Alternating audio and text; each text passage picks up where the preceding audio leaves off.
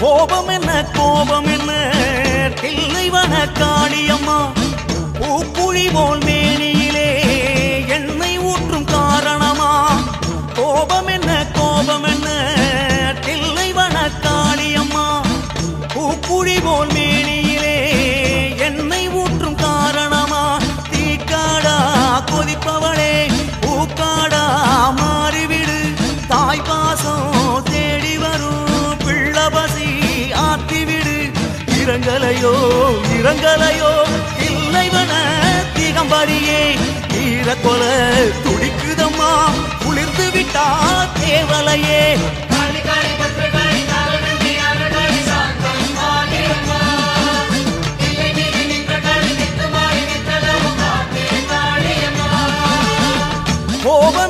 கோபம் என்ன தில்லைவன காளியம்மா பூக்குழி போல் மேனியிலே எண்ணெய் ஊற்றும் காரணமா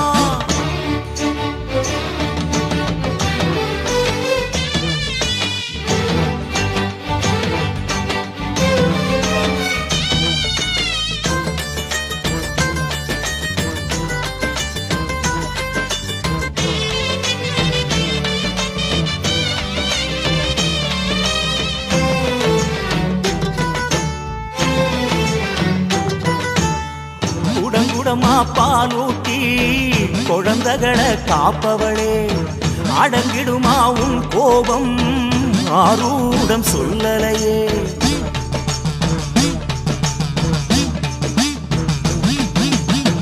வகை வகையா சோறெடுத்து வயிறார படைப்பவளே உடுக்கடிச்சும் உடும்பு புடி பிடிக்கிறது சரியில்லையே கட்டி வெல்லம் போல் கருணை கொண்டவளே காளியம்மா தொட்டில் வந்த பாதியிலே கைவிடுமா சொல்லம்மா பொறி பறக்கும் எரிதனலாய் தகிப்பவளே அம்மா குளிர்ந்திடம்மா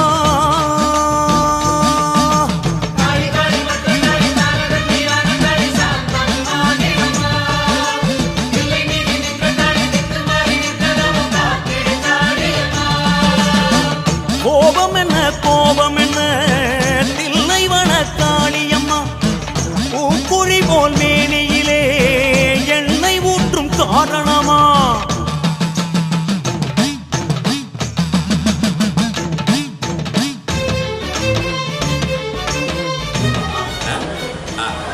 இது காடு பயிரெல்லாம் பயங்கரமான காடு அப்போல்லாம் வந்து எதுவும் இருக்காது இங்கெல்லாம் ஒரு செடி மரம் இதுதான் இருந்தது இப்போ வந்து அது அந்த காலத்தில் பிரிட்டிஷ்காரன் வந்து குதிரையில் வந்து ரவுண்ட்ஸ் வரும்போது கால் தடிக்கு கீழே வந்துட்டான். அப்புறம் அவர் கட்சி நேரத்தில் அவருக்கு ஒட்டறையில் தூங்கும்போது கனவுல வந்து இந்த இடத்துல வந்து நான் இருந்துக்கிறேன் அதனால் பாருங்கன்னு சொல்லிட்டு அங்கே ஒரு கல் மேலே ரோடு மேலே இருந்துக்குது இங்கே முன்னால்.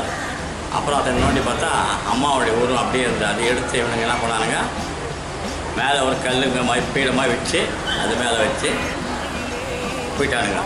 கடைசியில் வந்து நம்ம வரக்கூடிய தமிழர்களாம் சேர்ந்து அதை வந்து வழிபாடு செய்து இப்போ வந்து அது துலுக்கானத்தம்மன் பேரை வச்சு திடீர்னு துளந்து வந்ததால் துலுக்கானத்தம்மன் பேர் வச்சு அதை வருஷம் சாமி கும்பிட்டு வராங்க. இப்போ நவராத்திரி விழா என்ற பேரில் அது வந்து இருக்குது. வருஷம் நவராத்திரி விழா 10 நாள் விழா கொண்டாடுறாங்க.